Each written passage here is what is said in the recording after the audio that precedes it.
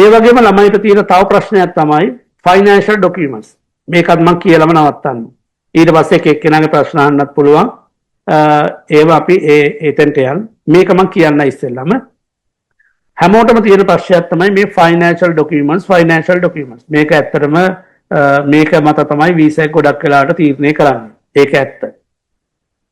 මෙන්න මේ financial document ගැන කවුරුත් හරියට හරියට කියන්නේ නැහැ. හරියට විස්තරාත්මකව කියන්නේ එක ඒජන්ට් එක දේවල් කියනවා. මම මේ කියන කෑල්ල තියෙන්නේ මයිග්‍රේෂන් ඇක්ට් එකේ. මයිග්‍රේෂන් ඇක්ට් එකේ කියන දේවල් ටික තමයි මම ඕගොල්ලන්ට දැන් මේ කියන්නේ. රයිට්.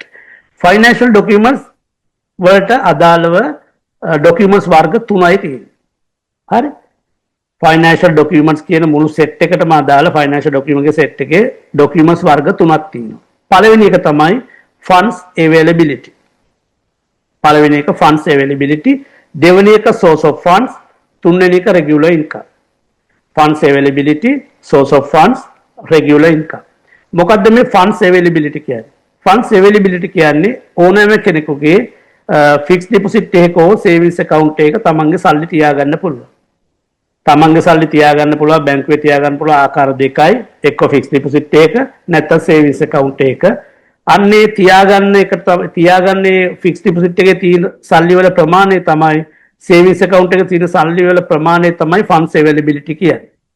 එතකොට අපි එතනදී දෙන ડોකියුමන්ට් එක තමයි සේවිංස් account එකේ හෝ ෆික්ස් ඩිපොසිට් එකේ කොපියක් අරගෙන ඒ කොපිය බැංක් මැනේජර්ට කියලා this is true copy of original කියලා දාලා ඒ ඩොකියුමන්ට් එකයි කන්ෆර්මේෂන් ලෙටර් එකයි බැංක් එකෙන් දෙන කන්ෆර්මේෂන් ලෙටර් එකයි. රයිට්. එතකොට ඒ දෙක තමයි අපි දෙන්නේ ඒ ඩොකියුමන්ට් එකට. එතකොට funds availability එක හරි. දෙවෙනි එක source of funds. source of funds කියලා කියන්නේ මේ සල්ලි ඔයා කොහොමද උපයගත්තේ? කොහෙන්ද මේක ආවේ? එතකොට ගොඩක් අයට තියෙන ප්‍රශ්නයක් තමයි මේක මාස 6කට වඩා වැඩියෙන් තිබුණොත් මේක source of funds පෙන්වන්න ඕනේ නෑ. එතකොට මාස 6කට වඩා අඩු නම් source of funds පෙන්වන්න ඕනේ. හදිස්සියේ මේක මාස 6කට වඩා අඩු නම් මාස 3 නම් මාස 2 නම් මාසෙ නම් ගිය සතියේ නම් ඔයාට source of fund එකක් පෙන්වන්න ඕනේ. මෙන්න මේ source of fund එකට අදාළ ඩොකියුමන්ට් එක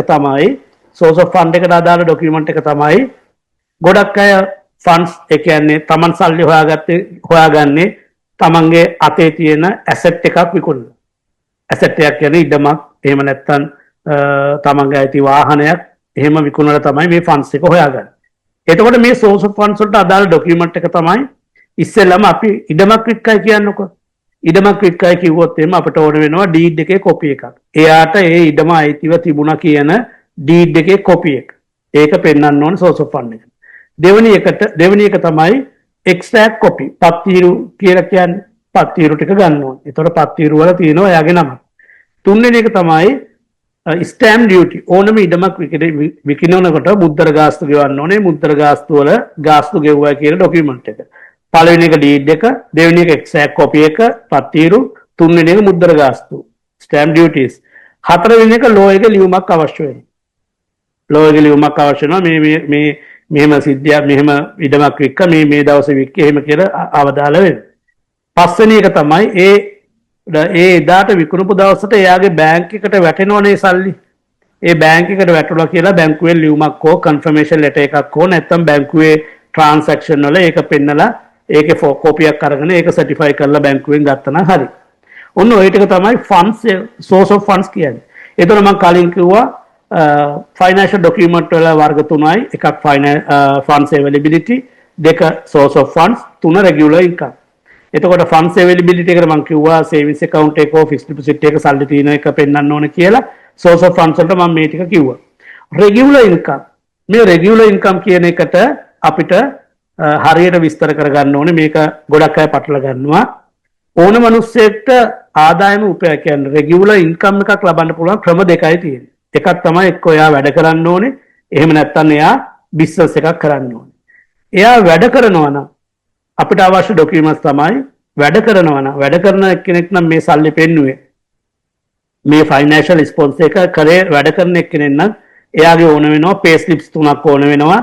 EPF එක ඕන වෙනවා, ETF එක ඕන වෙනවා, service letter එක ඕන වෙනවා. කොටස් 4යි pay slip, EPF, ETF, service letter. සමහර අයට EPF, ETF නැහැ. එතකොට වෙන ඩොකියුමන්ට් එකක් තියෙනවා නම් දෙන්න. right? එතකොට සර්විස් ලෙටර් එක ඕන වෙනවා. එතකොට ඊට අමතරව පේ ස්ලිප් එක ඕන වෙනවා. ඒ ડોකියුමන්ට්ස් හතර තමයි වර්කින් වීසා ඒක වැඩ කරනවා.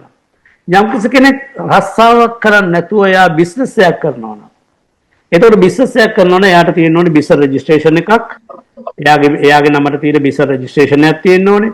ඒ බිස්නස් රෙජිස්ට්‍රේෂන් එකට අදාළව ප්‍රොෆිට් ඇන්ඩ් ලොස් account එකක් තියෙන්න ඕනේ. ඊට පස්සේ chartered accountant කෙනෙක් කරලා තියෙනවා නම් ගොඩක් හොඳයි ඒක. ඊට අමතරව එයාට බිස්නස් රෙජිස්ට්‍රේෂන් එකක්, ප්‍රොෆිට් ඇන්ඩ් ලොස් account එකක්, එයාට බිස්නස් account එකක් තියෙන්න ඕනේ. ඒ බිස්නස් account එක එයාගේ නමට හෝ බිස්නස් එකේ නමට තියෙන්න ඕනේ. මෙන්න මේ ටික තමයි අපිට ඕන වෙන්නේ document structure in financial documents. right. ඒ ටික මම දැන් ඔයගොල්ලන්ට විස්තර කරා. මම හිතන්නේ හැමෝටම පැහැදිලි වෙන්නේ